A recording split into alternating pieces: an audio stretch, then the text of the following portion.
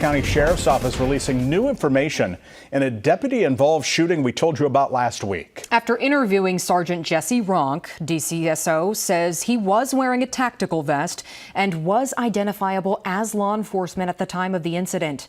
They also say 19-year-old Janidi Ibrahim, who was shot and killed by Deputy Ronk, was armed with a loaded gun. Based on body camera video, they say at least once Ibrahim pointed that weapon at Deputy Ronk. They say they know this based on the tactical flashlight shining toward them from Ibrahim's gun. Now, we spoke with the sheriff a short time ago and asked whether he thinks the deputy's actions were justified. We're not prepared to conclude that yet. This image and this evidence is simply intended to be a transparent effort with the public in order to ensure that speculation does not run rampant.